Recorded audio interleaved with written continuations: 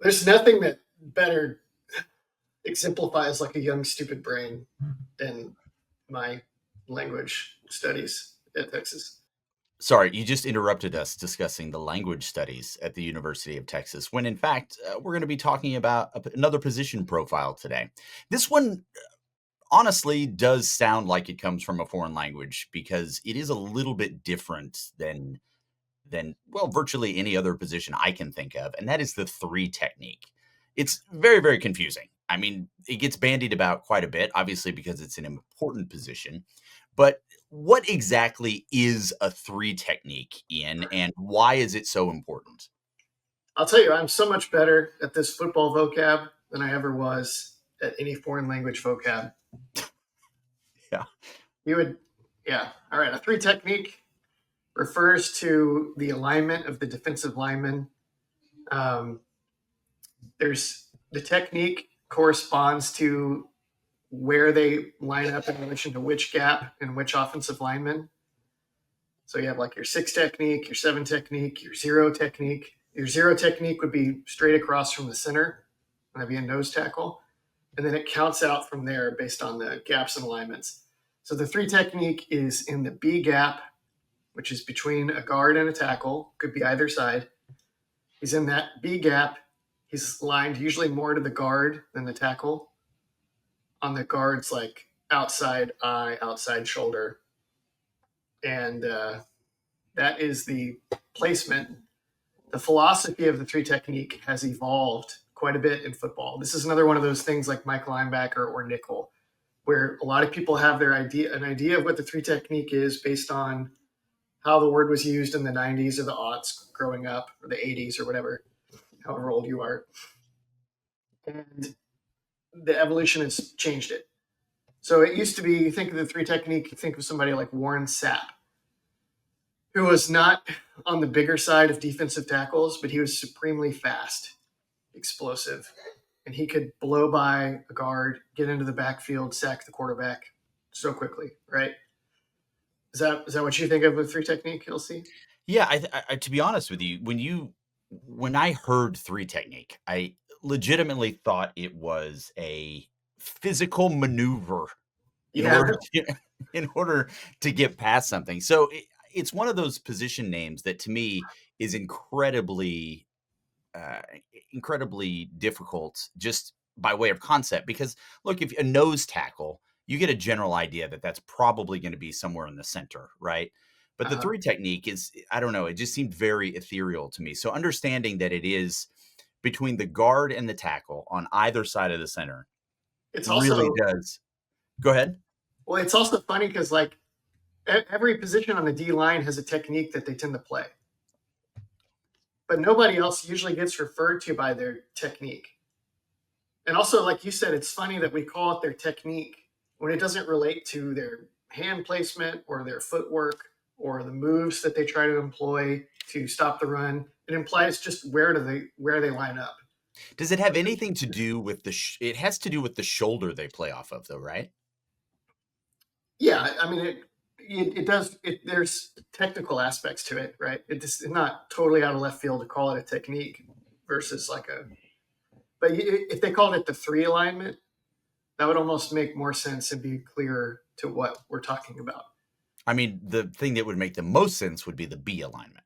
That just doesn't. That does not come off the tongue very well. Like, It doesn't all sound. right, fine. Yeah, I guess the branding of it is Yeah. not as good. Fine. Well, everything is branding in football. Sure. Well, and speaking of branding, let's hear from this week's sponsor. I'm just going to say, guys, you probably need a fiduciary financial advisor. And I've got the guy for you. His name is David McClellan with Forum Financial. He works broadly and deeply with his clients as a financial life coach.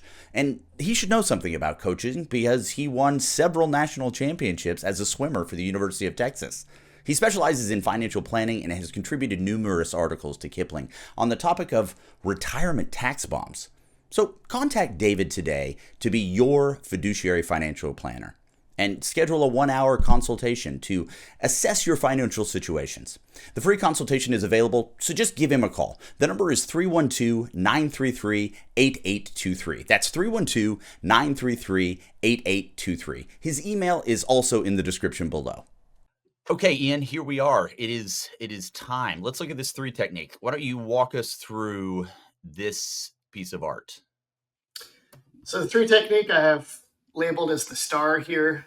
Normally I would use that for the nickel. Instead, I gave him a boring little in, or they call that position the star at Texas. Go watch our video, so we don't have to explain it right now. But your star here on the defensive line is the 3 technique. And he does not play strictly on the right or on the left. He plays, for Texas, usually to the strong side of the formation. Strong side determined by where the tight end is. The tight end is the Y. The tight end is to the short side of the field. So Texas puts the 3 technique to the short side of the field in the 3 technique alignment, which, as we've just said, is in the B gap between the guard and the tackle and on the outside shoulder of the guard.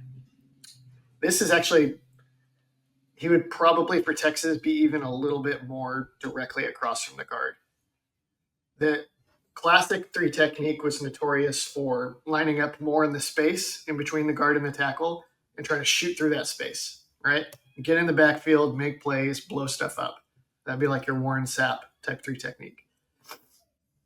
At Texas, and for most modern defenses these days, the 3 technique is a much less glorious position.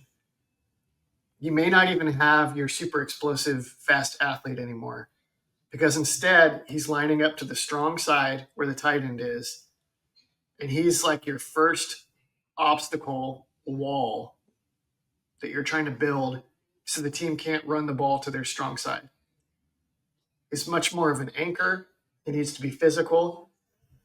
And because that tight end is there, theoretically, they could use the tight end to block the B player, which is an edge or a defensive end, and then they could double team the defensive 3 technique with the left tackle and the left guard. So that means that he's playing a much more nose tackle-y type role. He's the first person trying to build a wall on the strong side, potentially double teamed, and his primary goal is not to shoot into the backfield. His primary goal is to hold the point of attack there and not let them through. Let's look at a couple of examples of this. This is young Alex January as a freshman playing 3 technique against Ohio State in the semifinal. So he is the 3 technique. He's on the outside shoulder of the guard in the B gap on the top, the short side of the field. And Ohio State is going to run the ball at him. So again, 3 technique, point of attack defender. He's going to be doubled or combo blocked, and he has to withstand that pressure and force of 2 large men trying to shove him backwards, and holds up quite well, which is very promising for Texas in 2025 because everybody else that was doing that for them in 2024 is gone. So let's have a look at it. It looks fairly innocuous. Like you see him take the initial shock of 2 men pushing at him. One of them releases for the linebacker, and the other guy who has an outside angle on him is blocking down to try to push him backwards. They are unsuccessful in pushing him backwards. And it looks like all he's doing is standing there and pushing somebody. But because of the congestion and the lack of movement that Ohio State gets, it ends up being probably a no gain, maybe a 1-yard gain on a run. So again, very inglorious position these days, 3 technique. It's basically in run defense, it's much more similar to what people would think of as a nose tackle. But it is essential, especially because if you watch our Mike Backer video, linebackers these days have to be often smaller, faster guys playing out in space. And you cannot get away with doing that instead of having your Ray Lewis or your Tommy Nobis. You can't have your fast linebacker if you don't have people up front that are causing pileups in the run defense.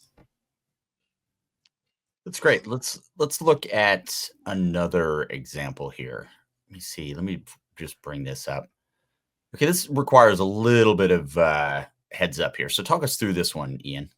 So this time, The tricky thing with three technique and what makes it, I would say, the most important position on the defense for a place like Texas, and the hardest thing to get right, is that when it's a passing play, you still kind of need the athletic Warren Sapp type traits. Because the three technique is going to tend to get single teamed in pass protection and get to go up against a guard and not a tackle. So if you're one-on-one with a guard on a passing play, that is an opportunity to do some damage. And that is an opportunity that the opportunity cost that you pay if your three technique can't do anything about it is high, right? So Texas wants the three technique, who is more of a nose tackle against run defense and can hold his ground, but can also still make something happen if he's one-on-one in the pass rush. So you're starting to single out, you're starting to narrow the potential list of qualified applicants to a very small number. And this is why someone like Justice Terry out of Georgia is a super coveted recruit. This is why finding defensive tackles in the transfer portal is so hard, because there's just not that many people that can do that. Devondre Sweat was good at it, obviously. He was also a mammoth-sized human being. Vernon Broughton is going to do it here. He's a three technique, so he's lined up between the tackle and the guard and the B gap on your right. Alfred Collins is the nose tackle on this play to his left. And the play goes off, and Broughton is one-on-one with the guard. And because it's a pass play, he doesn't have to be strictly in the B gap. He's just beat the guard, get to the quarterback. And we'll see how Mr. Broughton handles that assignment.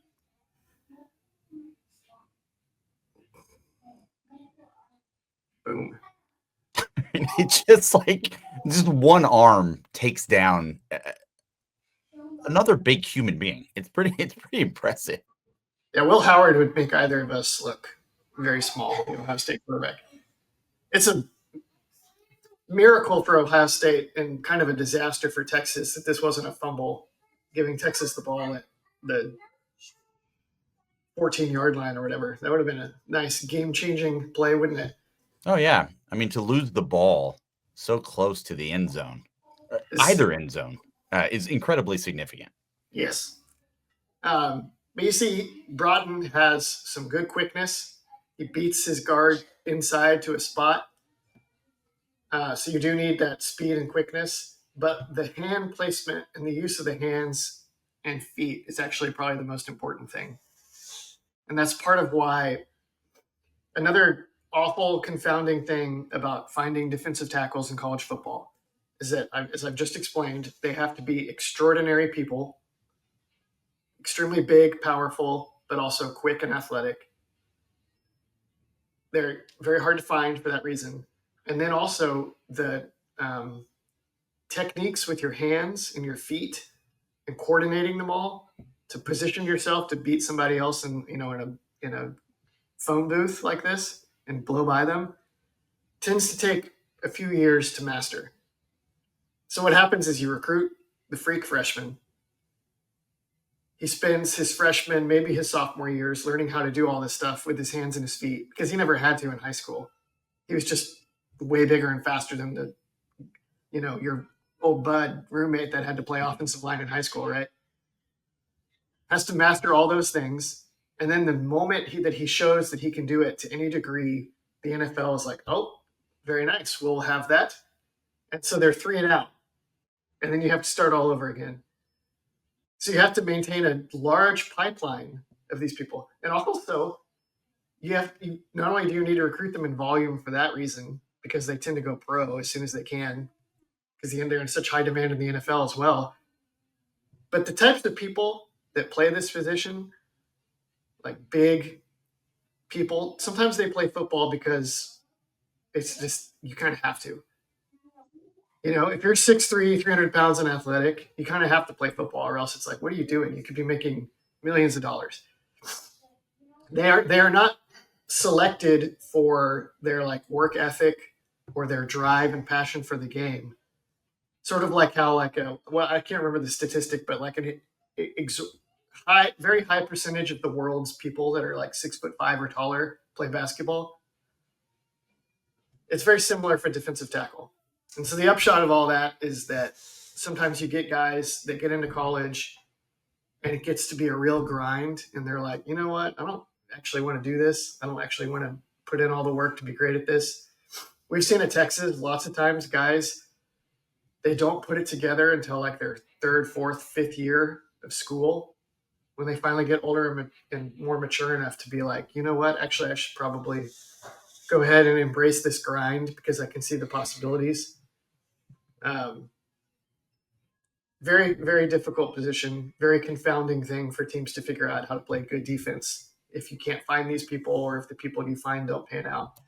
Texas has had a ton of really good ones. Vernon Broughton was very good. Alfred Collins, Devondre Sweat. Sark's ability to find and keep these guys kind of rolling off the line has been essential to Texas' success. And if he has to keep it going, or all of this goes away. Yeah. It's a vital position with a very unique name. And we appreciate you being here for this. This has been our position profiles. Again, we do this to help educate the fan base. We want smarter fans. We want people to understand the game more so they can enjoy it even more. The best way to enjoy all of this and to really get in depth is to join us over at InsideTexas.com. Thank you so much for being here. On behalf of Ian and I, take care.